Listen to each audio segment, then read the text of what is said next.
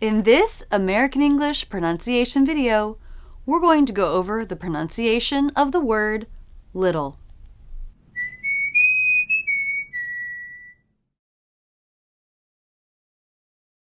Because of the flap T and the dark L, the pronunciation of the word little is pretty tough. Thanks so much to those who suggested that I make a video on this topic. Yesterday, Tom and I had a long discussion about this word. We each do something differently with our tongues when we pronounce it, and we both agree it's incredibly hard to describe. The thing that makes this word so hard is the flap schwa dark L ending. Other words that end with this sound combination: battle, bottle, hospital, title, capital, total, metal, subtle, middle, model, pedal, noodle, cuddle, paddle, a lot of words. So we both decided this is a really hard topic to teach. You're going to see some up-close, slow-motion footage of the mouth, and I'm going to do my best to describe what's happening. In little and all of the words I listed, this is an unstressed ending syllable.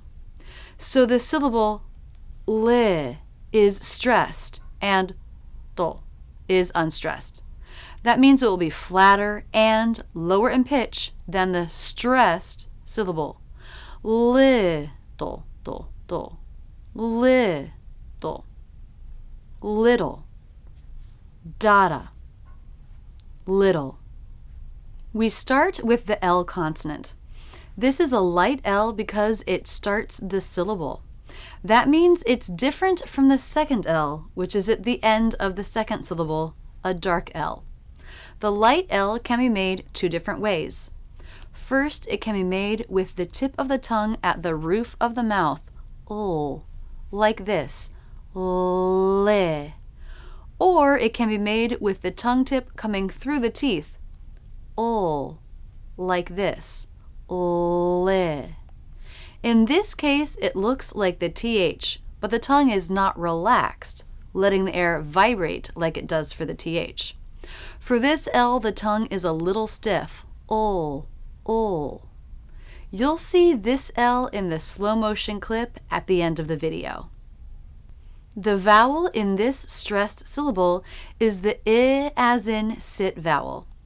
A lot of people want to go towards E, li, little, but we want I, little.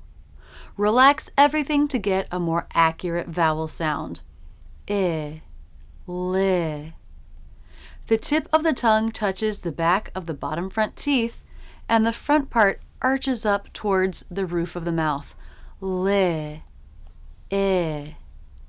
Notice how the pitch of my voice goes down. Le.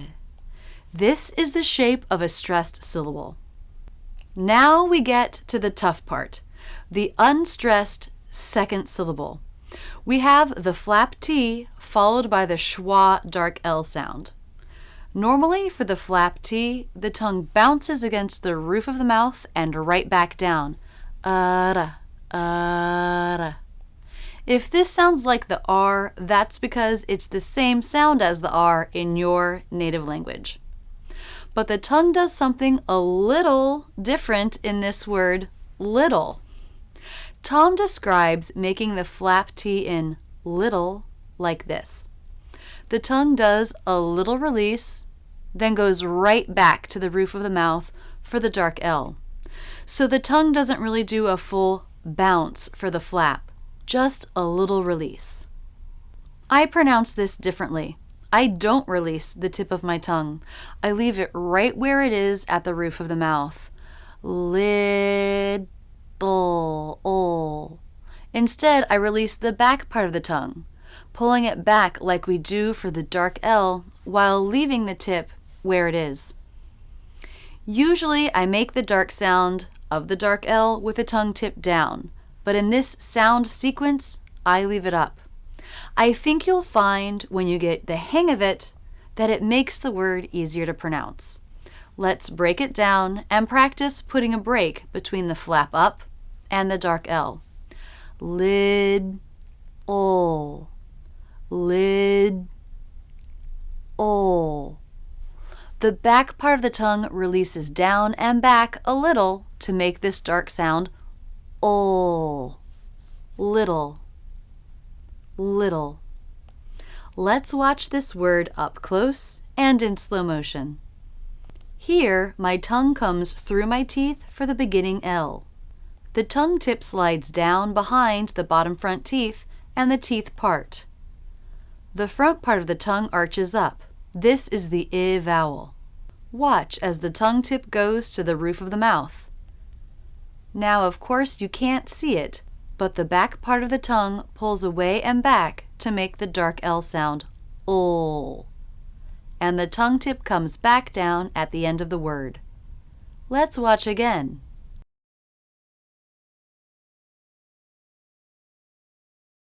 This word is very common in the phrase a little bit, where we have the schwa before and the stressed syllable bit after. The T at the end of bit is going to be a stop T if the sentence ends there or if the next word begins with a consonant. Are you tired? A little bit. Or, I'm a little bit frustrated.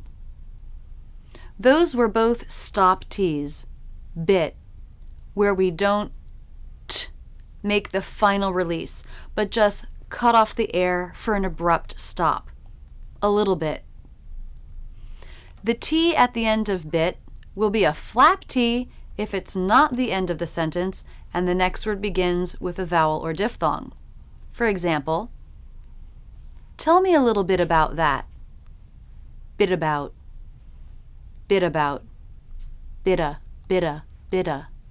Here it's a flap, which sounds like the D between vowels in American English and might sound like the R in your own native language.